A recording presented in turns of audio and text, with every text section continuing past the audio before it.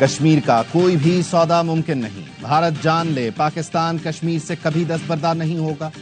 Field marshal Syed Asim Munir کا دو ٹوک اعلان۔ جامعات کے وائس چانسلر، پرنسپل اور اساتذہ سے گفتگو میں کہا، کشمیر عالمی سطح کا مسئلہ ہے، بھارت اسے دبانے کی کوشش میں ناکام رہا۔ دہشت گردی بھارت کا اندرونی مسئلہ ہے، بنیادی وجہ اقلیتوں پر بڑھتا ظلم ہے۔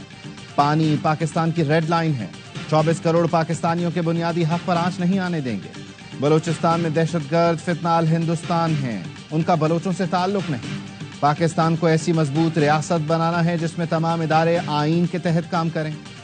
جو کوئی بھی ریاست کمزور بنانے کے بیانیے کی کوشش کرے اس کی نفی کریں۔ مارکہ حق ثبوت ہے، قوم ایک آہنی دیوار بن جائے تو کوئی طاقت گرا نہیں سکتی۔ مارکہ حق میں اللہ نے ہر طرح سے پاکستان کی مدد کی۔ اساتذہ کرام پاکستان کی کہانی اپنی اگلی نسلوں کو بتائیں۔ سوال و جواب کے سیشن میں شرکاء نے کہا، یہ جو محفوظ دھرتی ہے اس کے پیچھے وردی ہے۔ ہمیں پاکستان اور اپنی مسلح افواج پر فخر ہے، ان کے شانہ بشانہ کھڑے رہیں گے۔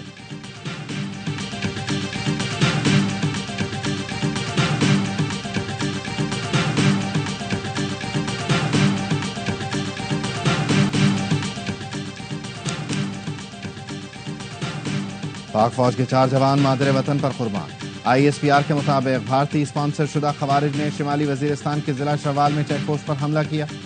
سیکیورٹی فورسز نے حملہ ناکام بناتے ہوئے 6 خوارج کو جہنم واصل کیا۔ فائرنگ کے تبادلے میں لیفٹیننٹ دانیال اسماعیل، نائب صوبیدار کاشف رضا، لانس نائک لیاقت علی اور سپاہی محمد حمید شہید ہو گئے۔ چترال میں فورسز نے کامیابی سے ایک بھارتی اسپانسر خارجی کو ٹھکانے لگایا۔ سیکیورٹی فورسز نے بلوچستان میں فتنہ ہندوستان کے 5 دہشت گردوں کو ٹھکانے لگا دیا۔ ISPR کے مطابق لورلئی میں انٹیلیجنس بیس آپریشن کے دوران 4 بھارتی اسپانسرڈ دہشت گرد مارے گئے۔ ہلاک دہشت گردوں نے نیشنل ہائی وے پر 30 شہریوں کو شہید کر دیا تھا۔ ضلع کیش میں ایک اور کارروائی میں ایک دہشت گرد مارا گیا۔ صدر مملکت اور وزیر اعظم کا کامیاب کارروائیوں پر سیکیورٹی فورسز کو خراج تحسین۔ شمالی وزیرستان میں شہید 4 جوانوں کو خراج عقیدت پیش کیا۔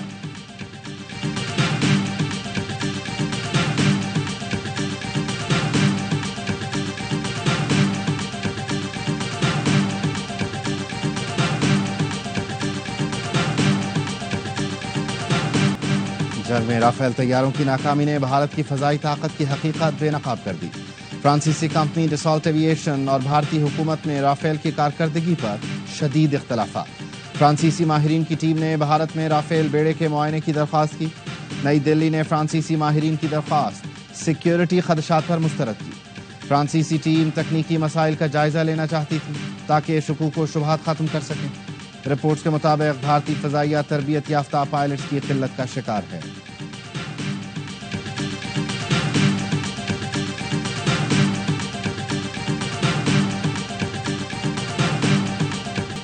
پاکستان امن کا خواہاں ہے لیکن خود مختاری کے دفاع سے پیچھے نہیں ہٹے گا۔ مسئلہ کشمیر کا حل اقوام متحدہ کی قراردادوں کے مطابق ناگزیر ہے۔ وزیر اعظم شہباز شریف کی تاجک صدر امام علی رحمان سے گفتگو۔ تاجک صدر نے قصر ملت میں وزیر اعظم شہباز شریف کے اعزاز میں عشائیہ دیا۔ دونوں رہنماؤں میں 2 طرفہ تعلقات اور خطے کی صورتحال پر تفصیلی گفتگو ہوئی۔ وزیر اعظم نے گلیشیئرز کانفرنس کی میزبانی پر تاجک صدر کو مبارکباد دی۔ پاکستان اور تاجکستان نے 2 طرفہ تعلقات کو نئی بلندیوں تک لے جانے کے عزم کا اعادہ کیا۔ سیاسی، تجارتی، توانائی، سیکیورٹی اور علاقائی روابط پر تعاون بڑھانے پر اتفاق۔ دونوں رہنماؤں کا سائنس، زراعت، صنعت، سیاحت اور پن بجلی میں تعاون بڑھانے پر زور۔ تجارتی مواقع بڑھانے اور سرمایہ کاری کو فروغ دینے پر بھی اتفاق کیا گیا۔ تاجک صدر نے پاکستان کو قابل اعتماد شراکت دار قرار دیا۔ اس سے پہلے دوشنبے آمد پر تاجک ہم منصب قاہر رسول زادہ نے وزیر اعظم شہباز شریف کا استقبال کیا۔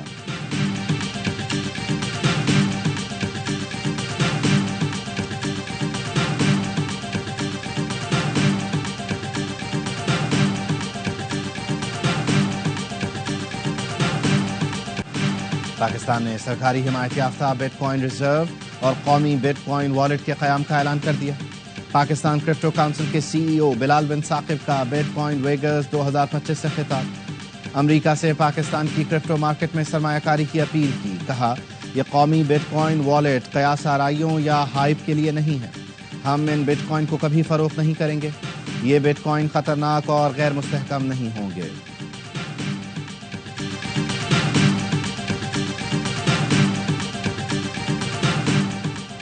پارلیمنٹ اور اسٹیٹ بینک کے بغیر کرپٹو کونسل کیسے بن گئے؟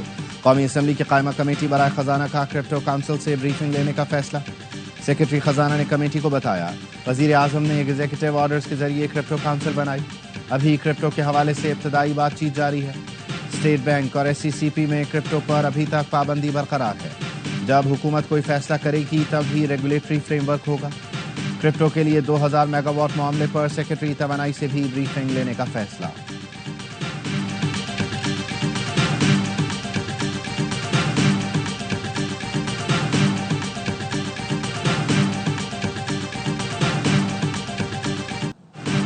پاکستان کی کرپٹو کرنسی مارکیٹ میں پیش رفت پر بھارت کی نیندیں اڑ گئیں۔ کرپٹو ورلڈ کی طرف پاکستان کی پیش قدمی سے بھارت میں کھلبلی مچ گئی۔ بھارتی میڈیا اور حکومتی حلقوں میں پاکستان کی کامیابی پر تشویش کا اظہار۔ بھارت نے پاکستان کی پیش رفت کو اپنی اقتصادی پوزیشن کے لیے چیلنج سمجھنا شروع کر دیا۔ بھارت میں زیادہ تر کرپٹو ٹریڈنگ غیر ملکی پلیٹ فارمز پر منتقل ہو چکی ہے۔ پاکستان کی کرپٹو کرنسی کی ترقی سے بھارت میں تشویش کی لہر۔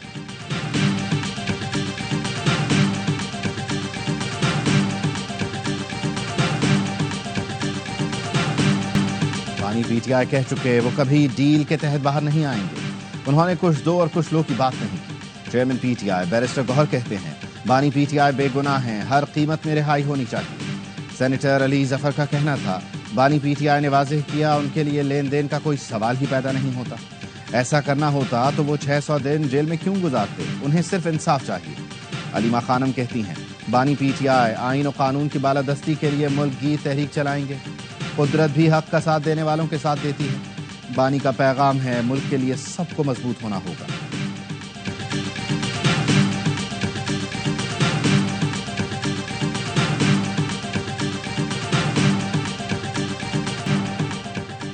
خیبر پختونخوا میں طوفانی بارشوں کے دوران حادثات، 2 خواتین سمیت 5 افراد جاں بحق، درجنوں زخمی۔ محمد میں بارش کے باعث آسمانی بجلی گرنے سے 2 مزدور جاں بحق، 1 ڈرائیور زخمی۔ مردان کے علاقے تخت بھائی میں چھت گرنے سے ماں بیٹی جاں بحق، مالاکنڈ میں چھت گرنے سے خاتون جان سے گئی۔ بنوں، کوہاٹ اور گرد و نواح میں تیز آندھی اور طوفان۔ سوات، دیر، چترال سمیت مالاکنڈ ڈویژن میں تیز ہواؤں کے ساتھ بارش۔ سوات کے علاقے گوئلری میں ژالہ باری سے فصلیں تباہ، باغات کو نقصان پہنچا۔ مانسہرہ، بٹگرام، تورغر اور کوہستان میں طوفانی بارشیں۔ میرپور، کوٹلی سمیت آزاد کشمیر میں بھی موسلا دھار بارش۔ اٹک میں آسمانی بجلی گرنے سے 1 بچہ جاں بحق، 5 جھلس گئے۔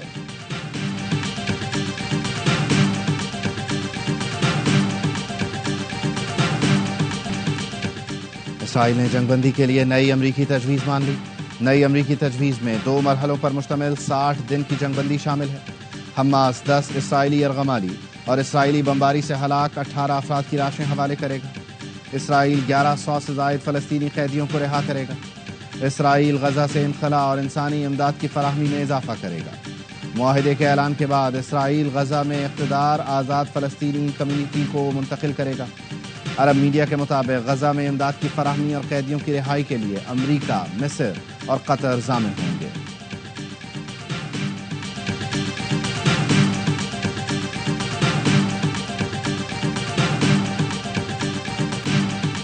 غزہ میں دوبارہ معصوم بچوں کو نشانہ بنایا جا رہا ہے۔ برطانوی وزیر اعظم کیئر سٹارمر کی اسرائیلی حملوں کی مذمت۔ پارلیمنٹ سے خطاب میں بولے غزہ کی خوفناک صورتحال خطرناک ہے، صہیونی فوج کے بڑھتے ہوئے حملوں سے خوف زدہ ہیں۔ مغربی کنارے میں یہودی بستیوں کا قیام منظور نہیں۔ اسرائیل غزہ کی ناکہ بندی ختم کر کے بڑے پیمانے پر امداد کی ترسیل کی اجازت دے۔ غزہ کے لوگوں کو بھوکا مرنے کی اجازت نہیں دے سکتے۔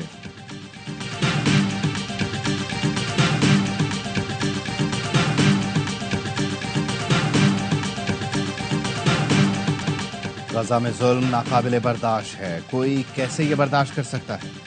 سلامتی کونسل اجلاس میں فلسطینی مندوب ہزاروں بچوں کی شہادت اور ان کی ماؤں کا حال بتاتے ہوئے آبدیدہ ہو گئے۔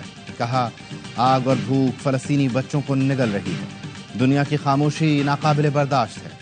پاکستان کے مستقل مندوب عاصم افتخار بولے غزہ میں مزید کتنی تباہی کے بعد سلامتی کونسل جاگے گی؟ امداد کی ناکہ بندی نے ناقابل تصور انسانی المیہ کو جنم دیا۔ مذمت اور تشویش کے الفاظ کافی نہیں، نسل کشی روکنے کا یہی وقت ہے۔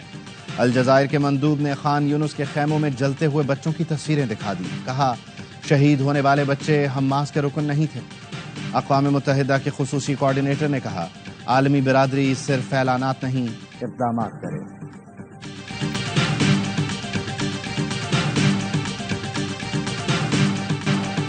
کراچی میں 12 گھنٹے لوڈ شیڈنگ ناقابل قبول، نیپرا کا کہ الیکٹرک کو انتباہ، لوڈ شیڈنگ فوری ختم کرنے کی ہدایت کر دی۔ وارننگ لیٹر میں کہا کہ الیکٹرک عوام کو سستی بجلی کا فائدہ پہنچانے میں ناکام ہے، آپریشنل پرفارمنس بہتر کرے۔ نیپرا کا کہ الیکٹرک کو ختم ہدایت، کہا کہ الیکٹرک اپنے ذرائع سے مہنگی بجلی پیدا کر رہی ہے، طلب پوری کرنے کے لیے سسٹم سے بجلی لینے کے بجائے لوڈ شیڈنگ کر رہی ہے۔ گھنٹوں لوڈ شیڈنگ سے کاروباری سرگرمیاں متاثر ہو رہی ہیں۔ کراچی کا ٹیرف 40، باقی ملک کا 35 روپے کیسے؟ امیر جماعت اسلامی کراچی نے نیپرا کو خط لکھ دیا۔ صارفین سے نقصان کی وصولی کا ظالمانہ فیصلہ کسی صورت قبول نہیں، کہ الیکٹرک کی ناکامی کا بوجھ عوام پر نہ ڈالا جائے۔ MQM نے کہا کہ الیکٹرک معاہدے کے تحت 1 میگا واٹ بجلی بھی سسٹم میں شامل نہیں کر سکی۔ وزیر اعظم کراچی والوں کو مافیا کے چنگل سے آزاد کرائیں۔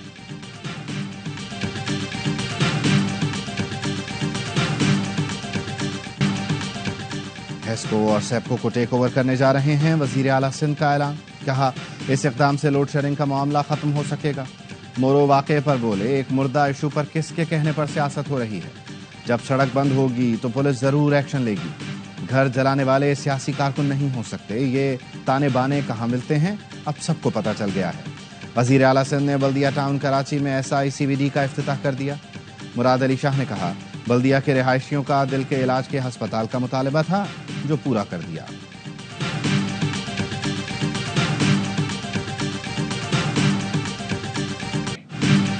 حکمران مراد کم کریں، چھوٹی گاڑیاں استعمال کریں۔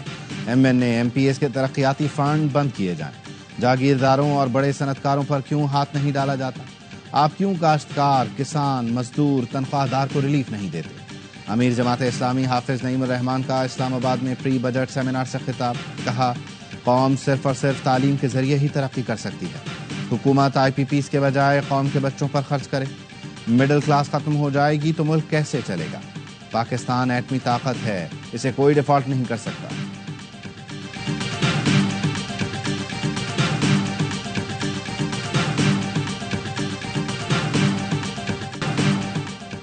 ممتاز دینی و فکری شخصیات نے کالعدم TTP کے سربراہ نور ولی محسود کی سوچ اور سرگرمیوں کو اسلامی تعلیمات کے منافی قرار دیا۔ مشترکہ بیان میں کہا جس طرح اہل اسلام اور پاکستان اہل فلسطین کے ساتھ ہیں، اسی طرح کالعدم TTP اسرائیل اور بھارت کا دوسرا ساتھی ہے۔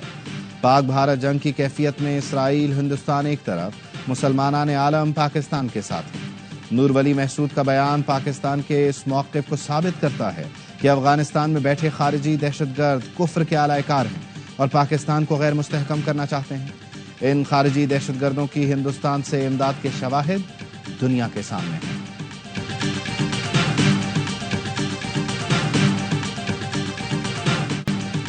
بھارتی چینل اور فوج نے جھوٹی خبروں کے ورلڈ ریکارڈ بنائے۔ مودی سرکار کے لیے شرمندگی بننے والی سچی خبریں چھپا لی۔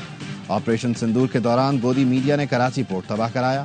بھارتی فوج نے اپنا ہی میزائل دشمن کا کہہ کر ایکس پر شیئر کر دیا۔ NDTV نے پاکستانی ٹینک راجستھان کی طرف بڑھوا دیے۔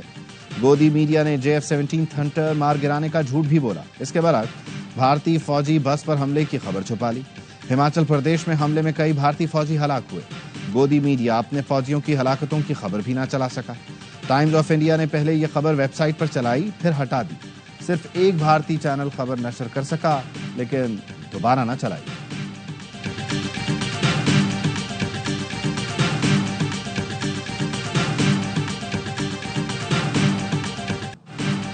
جنگ کے دوران بھارتی میڈیا صرف جھوٹ بول رہا تھا۔ ان چینلوں پر برطانیہ وغیرہ میں توہین کے مقدمے ہونے چاہیے۔ وزیر اطلاعات سندھ شرجیل انعام میمن نے کہا اب گرین پاسپورٹ پر سفر کا مزہ آ رہا ہے۔ دبئی میں امیگریشن والے کہہ رہے تھے ویل ڈن پاکستان، بھارتیوں کے چہرے دیکھنے والے تھے۔ دنیا کو پیغام گیا، پاکستان ایک مضبوط ملک ہے، ہم جنگ کے خلاف ہیں۔ جارحیت مسلط کرنے پر دشمن کو بھرپور جواب دیا۔ جنگ 3 سے 4 روز چلتی تو بھارت ختم ہو جاتا۔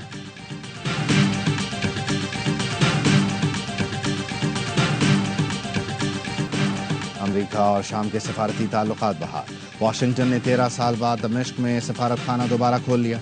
ترکی میں تعینات امریکی سفیر اور شام کے لیے امریکہ کے خصوصی ایلچی ٹام بیرک نے سفارت خانے کا باضابطہ افتتاح کیا۔ 2012 میں خانہ جنگی کے بعد امریکہ نے شام سے سفارتی تعلقات منقطع کیے تھے۔ امریکہ نے گزشتہ دنوں شام پر عائد پابندیاں بھی ختم کر دی تھیں۔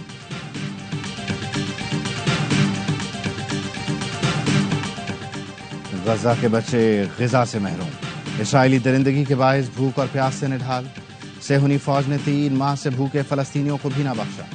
2 روز میں امداد کے منتظر افراد پر فائرنگ سے 10 فلسطینی شہید ہو گئے۔ صحافی کے گھر پر بھی بمباری، خاندان کے 8 افراد لقمہ اجل بنے۔ البریج کیمپ پر صہیونی فوج کے حملے میں 23 افراد جان سے گئے۔ الاقصی ہسپتال کے ترجمان کا کہنا ہے اسرائیل نے البریج کیمپ پر حملے میں عالمی سطح پر ممنوعہ ہتھیار استعمال کیے۔ وحشیانہ بمباری سے مزید 67 فلسطینی شہید ہو گئے، 180 سے زیادہ زخمی ہیں۔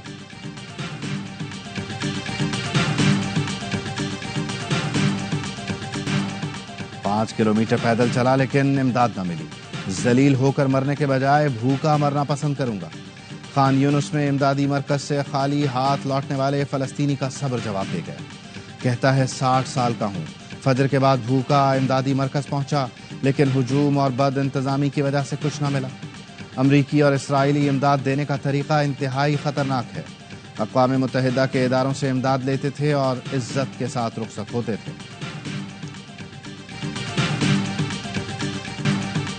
تمغہ جائے دریا میں، غزہ کی حمایت نہیں چھوڑیں گے۔ فلسطینی پرچم لہرانے پر ترک کنگ فو چیمپئن کا اعزاز معطل کیا گیا۔ نجم الدین نے احتجاجاً اپنا تمغہ دریائے نیل میں پھینک دیا۔ ترک ایتھلیٹ نے گزشتہ سال یورپین چیمپئن شپ میں گولڈ میڈل جیتا تھا۔ فتح پر فلسطینی پرچم لہرا کر جشن منایا۔ نجم الدین نے تحقیقات کا سامنا بھی کیا مگر موقف پر ڈٹے رہے۔ میڈل دریا میں پھینکتے ہوئے کہا، جب تک ہم زندہ ہیں یہ زمینیں تمہارے کسی کام کی نہیں۔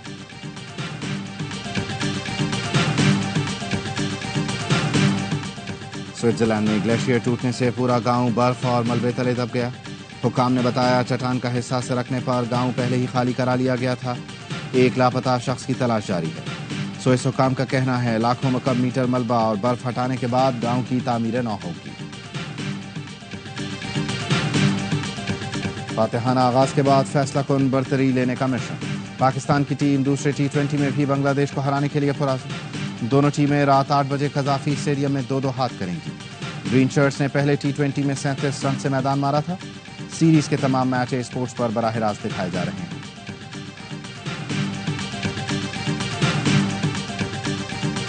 Asian masters weightlifting championship میں پاکستان نے مزید 2 تمغے جیت لیے۔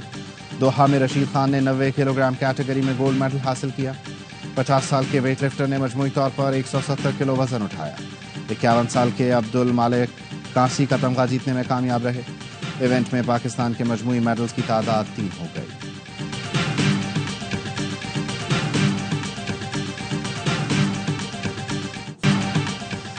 گولڈن بوائے ارشد ندیم پھر قوم کا سر فخر سے بلند کرنے کو تیار۔ ایشین ایتھلیٹکس چیمپئن شپ میں آج صبح 6:15 بجے ان ایکشن ہوں گے۔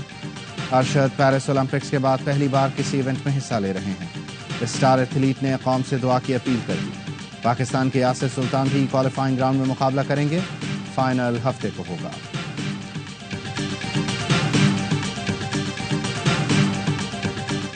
اور ملک بھر میں عید قربا کے لیے جانوروں کی خریداری کا سلسلہ جاری۔ کراچی، لاہور اور پشاور کی مویشی منڈیوں میں رش بڑھ گیا۔ خریدار بھاؤ تاؤ میں مصروف۔ فیصل آباد کی مویشی منڈی میں مکھنی چینا بکروں کی دھوم۔